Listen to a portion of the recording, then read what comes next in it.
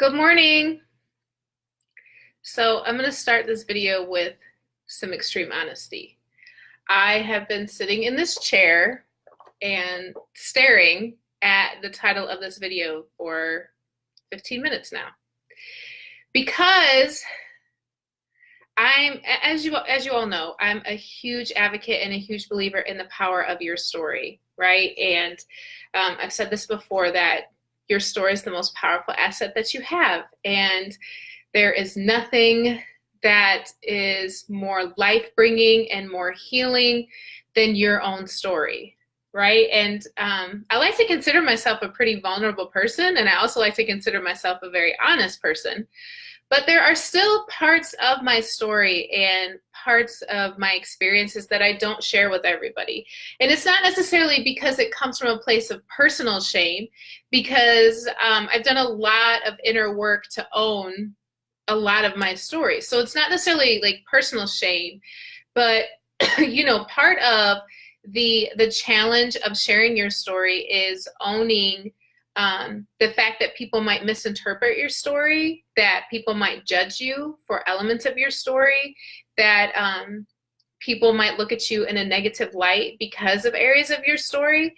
And that's still something that I'm overcoming. That's still something that I'm owning. But this is something that I have found along my journey, is that sometimes the elements of our story that we keep so hidden, and areas of our story that we don't share because of shame or because of fear of rejection or other people's opinions, that part of our story becomes fear-based, right? Then there's a part of us that is connected to fear because it's secretive, because we don't want to own it, we don't want to share it because of what other people might think. But the moment that you own it, and the moment that you say it out loud, and it doesn't have to be on a format like this. This is just something that I choose to do. Not everybody has to get on a Facebook Live or stand in front of a bunch of people. But when you own pieces of your story and just say, this is the truth of who I am, whether you accept me or not, whether you celebrate me or not, this is who I am. And once you set that part of your story free,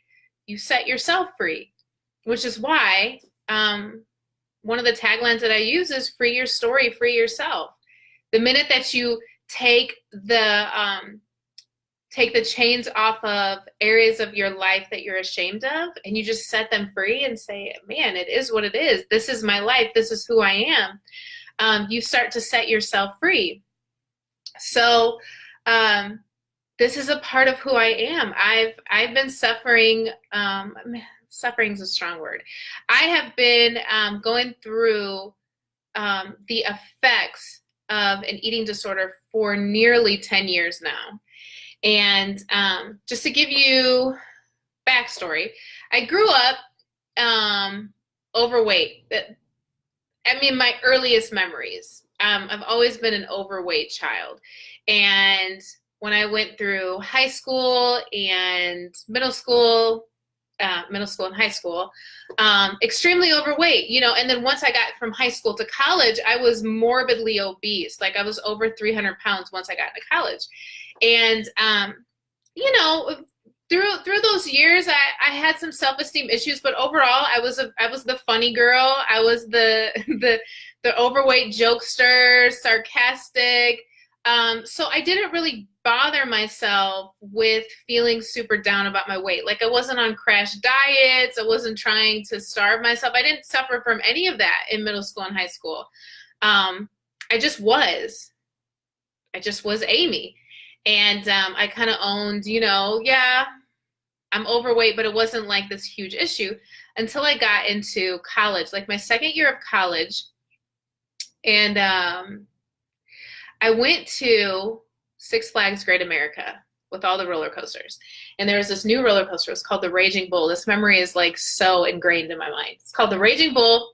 I'm so excited. I'm in line. I'm with my friends. We're getting ready to get on the Raging Bull. I'm like hyped. We're going to get in the front row. And we're in line, in the front row line, waited in line for over an hour, finally get in it. I'm in the front row. the worker goes to like put the, like, you know, the thing that goes around your, like your waist to keep you harnessed while the roller coaster's going. So he goes to push it down and it doesn't click.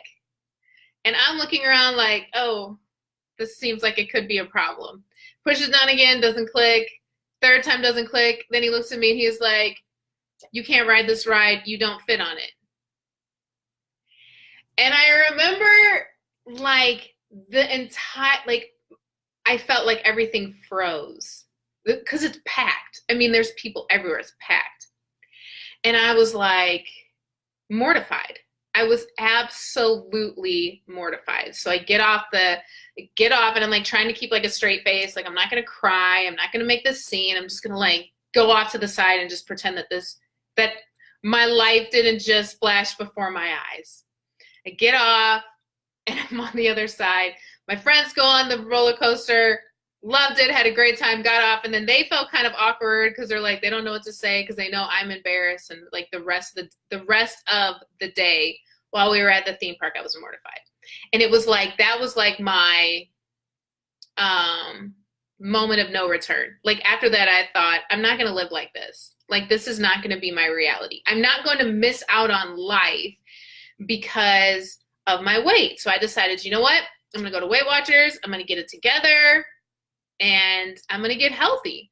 So I go to Weight Watchers. I start like implementing workout stuff on my own. And in 2.5 years, I lost 100 pounds, right? And it came off relatively fast and I had a lot of success and I was good. And then once I hit that 100-pound mark, I still had some weight that I needed to lose, but it was like my body stalled there, like would not, it like narrowed around the same, losing and gaining the same 15 pounds after losing the 100 pounds. So thus goes this journey of hitting a plateau, trying so many things, you know, juice fast, raw food diet, you know, different workouts, personal trainers. And I mean, I've had success. I've had success, but I just felt like I couldn't get through that wall. And I'm still overall making healthy decisions. And like even going to Weight Watchers, and like that was such a godsend because it opened my mind to nutrition and what you should eat, because I had never been taught that. That was never the language of my household. So I didn't know what to eat and what not to eat. I didn't know about what workouts work best and what don't. Like literally my workouts when I was my initial weigh-in was 333.1 pounds. I remember that because when I saw that number, when I first weighed, I thought, oh, I'm never going to be able to lose this weight. There's no way in hell I'm going to be able to lose this weight. But the way that I even started working out, this is so true. I'm watching TV, and every time commercials would come on, I would literally walk in a circle around my living room. That was it. Like that was my initial exercise, because I knew my body, I hadn't been a regular exerciser. So I went from walking in my living room to walking on a track to running, and then I really got into running. I ran a half marathon. I've done, any workout that you can imagine, I've done it. Like I've pushed my body to the limits physically and with my food. But yet and still, it's like being stuck. So fast forward to 2007, and in 2007, my parents had separated. My dad cheated on my mom. So, and I think I've told this story via posts, or I've definitely shared this before. But I saw from that, people distract me while I do this. I'm so easily distractible. I need to figure out how to turn off these tones. Okay, so literally with that one act, like my whole family unit as I knew it, like completely shattered. And now, here's the most powerful thing. Now, what we had not faced for years, we were now forced to face. It wasn't like my parents separating, like introduced anything new. Do you know, like sometimes when something traumatic happens, Nothing new is usually introduced. What that really does is just uncover what already was. You know, trauma has a way of taking what was and uncovering it and presenting it. So when my parents separated, it was like the blanket came off of all the stuff that was being swept under. We'll say rug.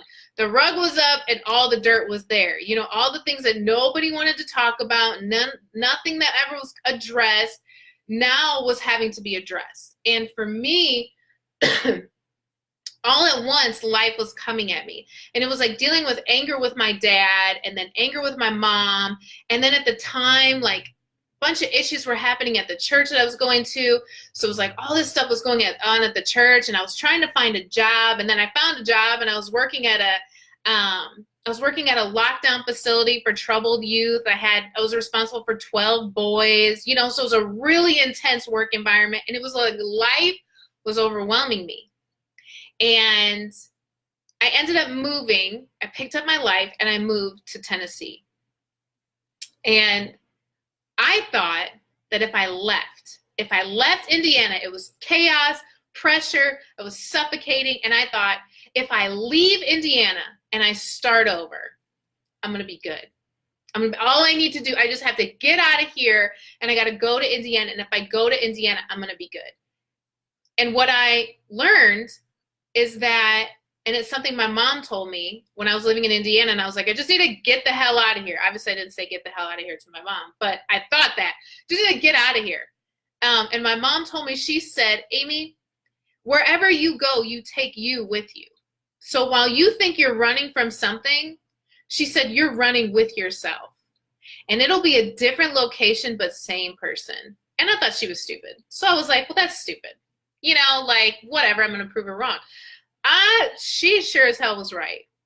Because what happened was I moved to Tennessee, and while I felt like I left all of the chaos behind me in Indiana, I took me with me. So I'm in Tennessee, and I'm thinking, I'm starting this new life. I'm leaving behind all the issues with my family, the issues I had at the church I was going to. I got a new job at just a regular high school. So I was like, that'll be good. The pressure will be gone, and I'll be able to just be. And I couldn't, because I brought me with me, and all the undealt with issues and all of the trauma and all of the anger and all of the bitterness and all of the things that I wouldn't address in Indiana that I just kind of shoved down, came with me to Tennessee. And I remember, this is such a definitive moment, and I don't know why it happened the way that it did, but it happened. My mom came to visit me. And this was in 2011. This is like 4 years after my parents separated. My mom comes to visit me, and I remember it was so awkward for me because I didn't know how to deal with the pain of what my mom had become, of what this separation, and by then her and my dad were divorced, what this separation and divorce had done to her. And I couldn't deal with the hurt that I saw in her eyes. I couldn't deal with the pain that I knew that she was going through. I couldn't deal with the fact that I felt like our family is just, I didn't even have a definition for it. Like, I felt so disconnected, and I felt so hurt, and I felt so alone, and I did not know how to cope. It wasn't that I didn't know how to feel emotions, because I felt them. I just didn't know how to cope with them. I didn't know how to take all these things that I was feeling and process them. Something I had never been taught. And I had always just taught myself, shove it down, shove it down. My mom came to visit me. And I remember one night, my mom makes the most amazing chocolate chip cookies. Like, when I tell you, I know everybody says that their mom makes the best something, but when I tell you, like, my mom, people request to have my mom make these chocolate chip cookies. They're so damn good. And literally, they're just the recipe on the back of the Nestle Toll House chocolate chip bag. But I swear, there's an additive in there that we just don't know, because that is like, they're amazing. And I'm still on my health kick. Like, I have not stopped since 2003. I have not stopped my health journey from then until now. So I'm still trying to eat healthy. I'm still trying to exercise. Still at that, can't pass through that, can't break through wherever that plateau that I'm at. My mom makes these great cookies, and she goes upstairs to take a shower. She's staying with me. And I inhale, I don't even know how many cookies. I don't even know. But it was a shocking amount to when I got done eating the cookies. I was like, oh my God, what did I just do? Oh my God. And I panicked. I completely panicked. I run to the bathroom and I make myself throw up. And when I got done, this is going to sound so weird, but when I got done, after I threw up, there was a combination of intense shame and intense relief. And I can't explain it to you. It's like, for one moment, I felt like I could control it. Like the eating part of it, I couldn't control. It's almost like I compare it to, and thus started this journey of binging and purging. And when it came to the binging part, I tell people it's like if you ever watch the Hulk, and when the Hulk gets in his moment, right, his eyes turn green and he goes crazy, and there's no reasoning with him, none whatsoever. Like, he's in it and he's going for it, and he's going to go for it until he's done. And then when he's done, he's going to come back down. He's going to see all the chaos that he did. Oh my God, what did I do? And then thus it repeats the cycle. That's how it is. That's how it's been for me with bulimia. It's like bulimia became a way for me to experience control when I felt like my life was out of control.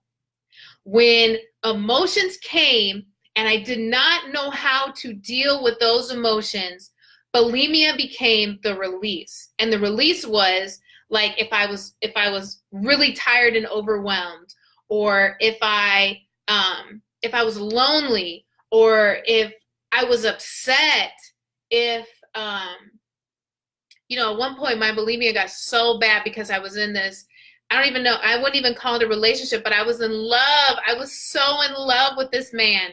And he would say all these beautiful and wonderful things to me, but it was like, it was a really toxic relationship. But it was like, because I couldn't control that, and because I couldn't cope with the feelings I was having, and I didn't really know how to process that, bulimia became my release. So like, when I would get in my mode, my eyes would turn green. You couldn't talk me out of going to the grocery store and spending like $30 on just junk. Right? And the binging part, it's like I'm not even thinking. You're not passively thinking about what you're eating. You're just eating. And then from there, right after I ate, automatic guilt. Oh my God, what did I do? I cannot believe it. I'm like disgusted with myself. I'm ashamed. And then I purge. And then after I purge, automatically, it's like I usually cry after I purge. Like, it's like this intense emotion of, I don't want to do this, but I feel like I'm able to release something. I feel like I'm in control of my body. At least something in my life I can control. And I struggled with it for years. And it's so crazy that it wasn't until last year that I actually started talking about it. Maybe a year or two ago, I actually started talking about it, because in my mind, I experienced so much shame surrounding it because, first of all, I try to be an overall healthy person. I mean, in general, and I still am. So I really do try to eat healthy, and I've always been an avid, I work out consistently, and I felt ashamed to admit to people who had said, oh, Amy, I'm so proud of you because you lost all this weight, and I'm so proud of you because you're working out and you're eating really healthy, which all of those things were true, right? But what they didn't know is that once a week, once every 2 weeks, I was having these crazy binge and purge. But it was like I didn't know how to communicate that, because I felt like the minute that I do, I'm going to be judged. The minute I do, people are going to try to fix me. And the people that I did tell, sometimes it's hard to tell people who don't get it, you know, and I have found this to be true with a lot of people who have addictions, because that's essentially what it is. Like an eating disorder is an addiction, you know, and it becomes something that you're conditioning your body. It's a conditioned response. Like you're training your body. For almost 10 years, I've trained my body that when life gets out of control and when you can't handle life and emotions get too much, this is where we are defaulting to. That's what I've trained my body to do. So I started going to therapy. When I started going to therapy, I told my therapist about it, and you know, she gave me some tools, and she gave me encouragement along the way. And then I thought, I want to be around people that know what I'm talking about. Do you know what I mean? Like there's something about sharing your story, but then there's something about sharing your story with people who have experienced it themselves, because there's a lot of shame surrounding this. There's a lot of shame surrounding addiction and surrounding eating disorders and like things that you can't control. Do you know what I mean? Like a lot of things that people struggle with that we don't want to talk about is because like there's a lot of stigma that surrounds that. And so I was looking for like local support groups. I'm looking for who's talking about this, you know, and I just wasn't finding anything. And I was like, I felt lost. I felt like I want to talk to people who know what I'm talking about without me feeling judged, or without, you know, people just saying, well, when you feel the urge, just think about how you feel afterwards. Well, that doesn't help because like I said, when I go into a mode of like wanting to binge, I'm not thinking, how are you going to feel afterwards? Like that's not a thought. I'm thinking about right now, you know? So I ended up finding this group, and it's like Alcoholics Anonymous, only it's for anorexia and bulimia. It's called ABA, Anorexic and Bulimia Anonymous. So it's like 30 minutes away. So I keep going back and forth. Do I want to go? Do I not want to go? Do I want to go? And finally I decide to go. And I go in, and there's 4 women that are in the group. All of them in their 50s, one of them in her early 60s. And I'm sitting in this circle, and we started like going over the beginning of the meeting, talking about, you know, and it's just like Alcoholics Anonymous, that like the women started talking, you know, hello, my name is, and I'm, you know, recovered from anorexia for X number of years. And they kind of told pieces of their story. And while they were telling their story, it was like I could not stop crying because I felt like I was home. I felt like, oh my God, like these women get it. They get it.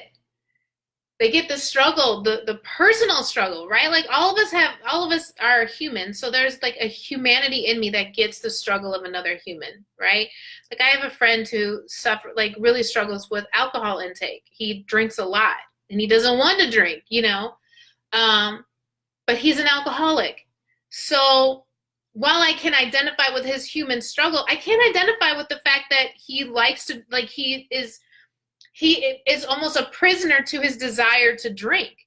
And on my end, I'm going to say, well, just don't drink, because that's not my struggle. That's not what I personally struggle with. So while I can offer my compassion and empathy with a human struggle, I can't offer him my knowledge and wisdom of what it's like to deal with alcoholism and how to overcome it, because I've never had that. So while I've had people who have been able to identify with my human struggle, I hadn't had anyone that says, Amy, I get it. I've been there. And I was looking at these older women and they all got it. And when it came my turn, oh my God, I wept like a baby. And I said, I have beat myself up about this for almost 10 years. I said, I found an old journal when I was moving to Florida. I found an old journal. And in the old journal, almost every day, I would have these goals that I would write down. And the goals would be, don't binge and purge anymore. And then on the next day, it would be, I binged and purged last night. I can't handle it.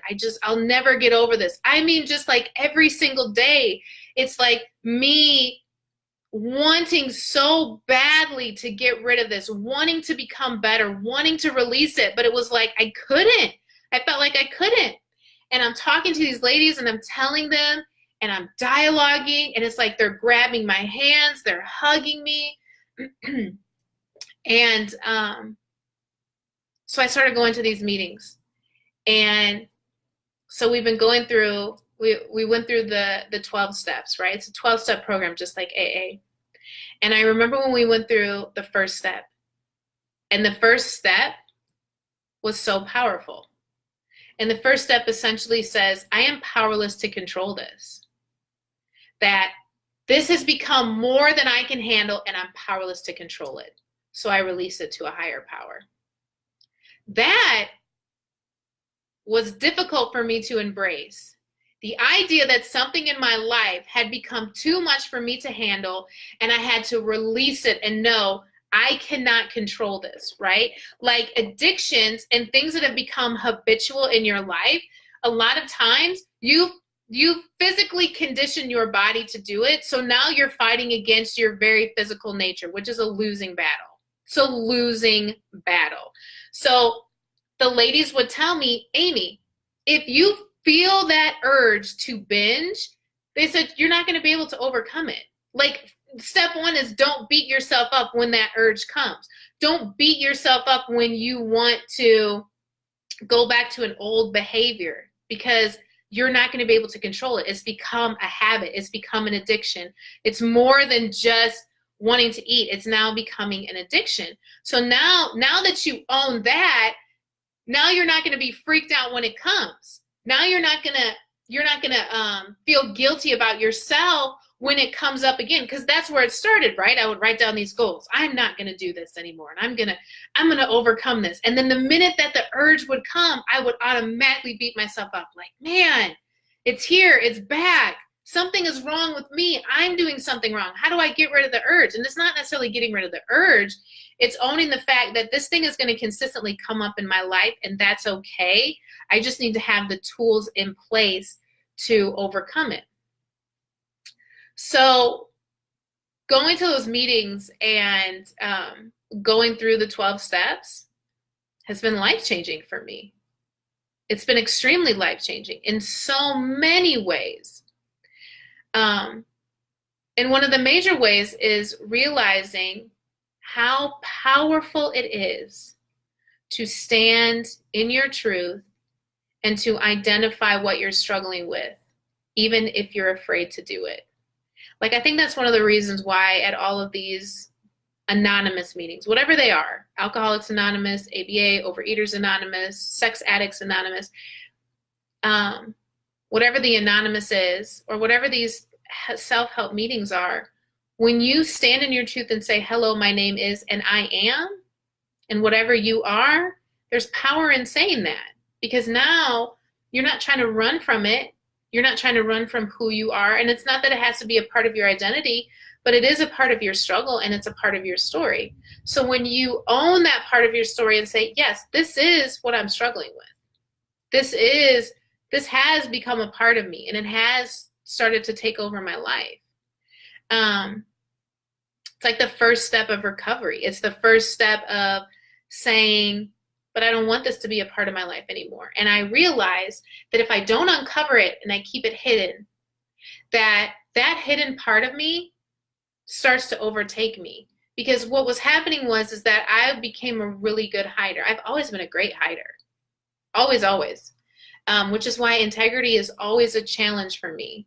Because I've taught myself from a very young age how to present really well, and then underneath the presentation, how to hide a lot of inner issues that I just didn't want to share with people. So I'm always being challenged on the level of integrity to really be myself without apology and without fear.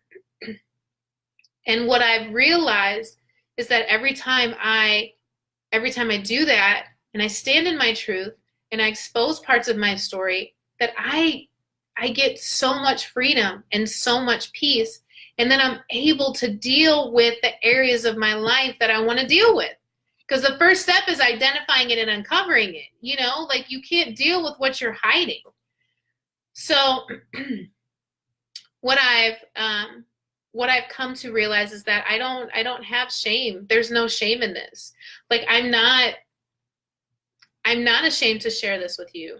I'm not ashamed to talk about this part of my life because it doesn't rule my life and it doesn't identify me. And this experience, this struggle, this specific struggle has brought so much growth to my life, so much self-awareness, so much of a knowledge of addiction. It's given me greater empathy and compassion for other people who have addictions.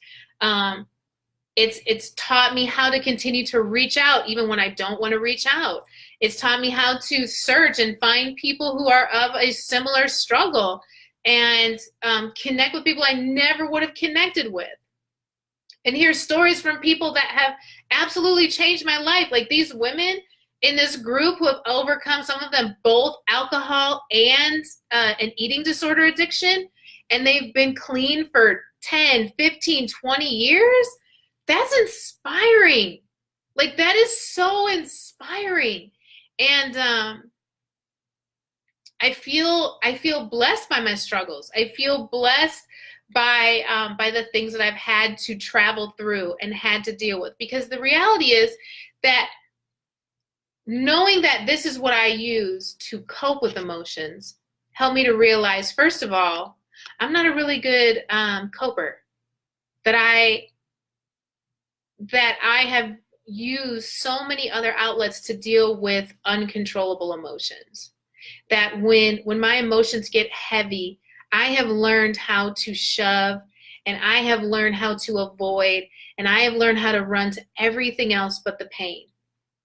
I have learned how to run in the opposite direction of the pain, the opposite direction of the emotions that make me uncomfortable, and I go to whatever numbing activity I decide. And for me, it was food.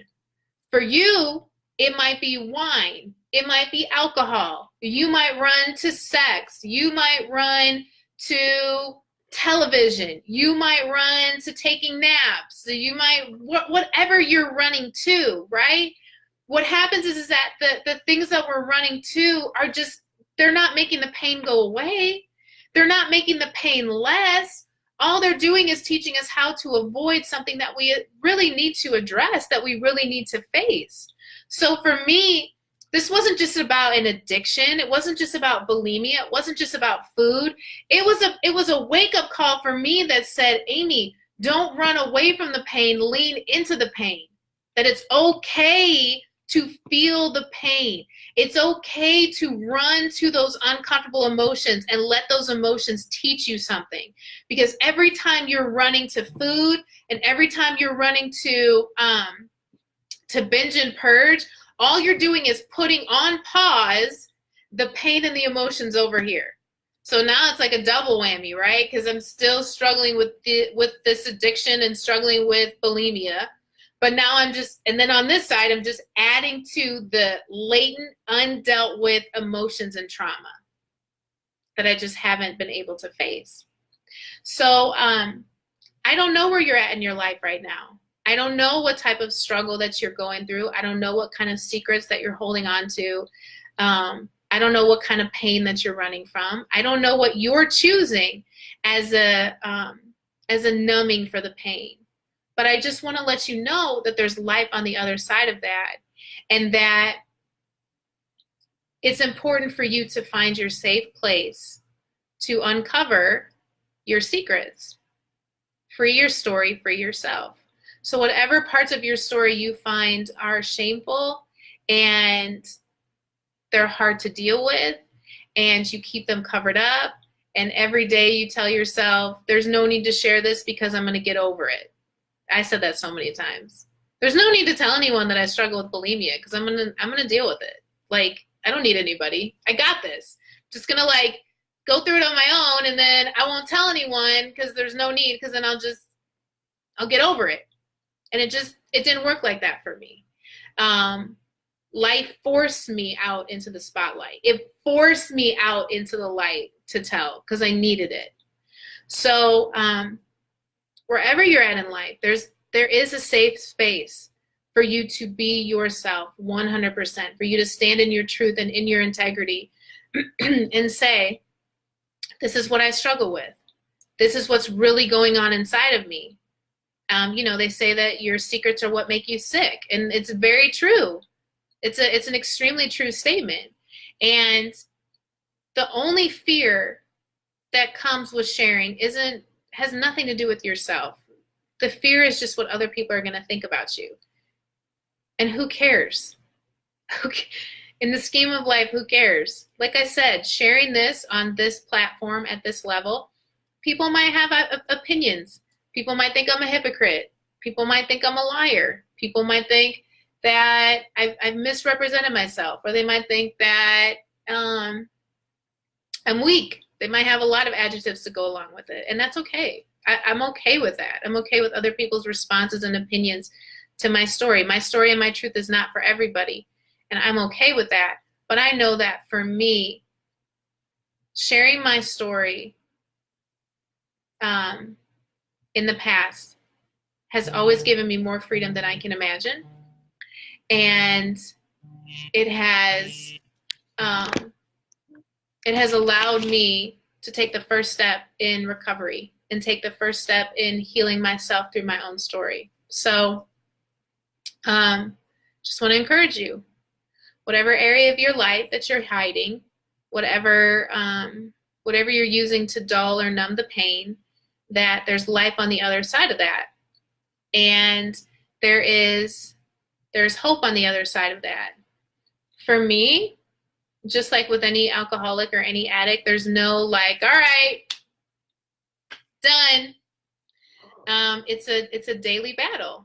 It's a daily going back to my tools and reminding myself of who I am, what I want to accomplish. And it's processing my emotions every single day. It's having to be real and raw with myself of how I'm really feeling, because if I don't, my feelings start to get out of control and I go back into my same spiral. So it's keeping myself accountable by sharing my emotions and my processing my feelings with close friends and being honest with myself and not isolating myself and not, not getting so caught up in the physical aspect of the weight loss journey and working out and all those things, not being obsessive. It's educating myself. I got a book.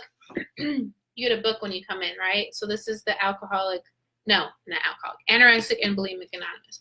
So it's a whole book, and it like takes you through the 7 steps, and it also just talks about the addiction and stuff. I read that book like it's a Bible because I want to educate myself. I want to educate myself on how do I become better? How do I navigate this, and how do I help other people navigate it? So whatever addiction you're dealing with, whatever issue you're dealing with, there's resources out there. There's people out there, and I feel like when are we gonna stop being so ashamed and being so quiet and making it seem like it's not normal?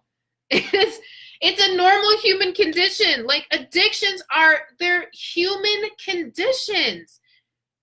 It shouldn't be so fearful to share those things because it happens. Life happens. Our bodies, the chemistry of our bodies sometimes is out of whack, and we make terrible decisions, and we create habits for ourselves that are they're not the best, but they're not abnormal. They're not freakish. Like, when are we going to stop doing that and be just okay with sharing our human conditions with each other and just take the fear out of that, take the secrecy out of it, take the, the shame out of it. Like, God, that's why I do what I do. That's why I do extraordinary stories with extraordinary people, because I want you to see that there's people just like you who are navigating life, who are making poor decisions and going down crazy, terrible roads, but then they make great decisions, and then those decisions lead them to something amazing. Like, I want you to see that, like, you're not the only one, that you don't have to suffer in silence, that you aren't a freak, that you aren't failing. You aren't lost. You're human, and it's okay to be human. And I want to stand in my humanness every day and not feel like I have to be expected to put on. Like I lived that too many years of my life. I'm not putting on a mask and certain clothes to impress other people and to present a certain way. I'm not doing that shit anymore. I am who I am. And if you like it, great. Welcome into my circle. If you don't like it, I don't care. And it's okay. I'm not for everybody. So like I just my goal, my dream, my hope, my passion for everything that I do, in my career, in my daily encouragement, in my connecting with people, my hope is that I am always encouraging you to embrace who you are, embrace what you've done in your past. Don't disown your past. Own it. Give it a big hug. Love it for all of its beauty and all of its horrificness. Hug it. Embrace it. Embrace it. Embrace who you are right now so that you can walk in integrity in the future. That is my goal. And that is, that's why I do what I do. So, for those of you who watched today, I really appreciate it. I appreciate every comment I've received and people who have reached out to me telling me that they really enjoy my videos. I really, really appreciate it because these videos are giving me life. I always say this, your story comes to heal you first, and then it goes out to do the work that's intended to do to heal others. And just getting on here and talking has been a healing piece for my life, and I appreciate those of you who are experiencing the same. So today I encourage you, come out of the shadows. Come out of the shadows and don't be afraid to be yourself. And free your story, and you will free yourself. Have a great Wednesday.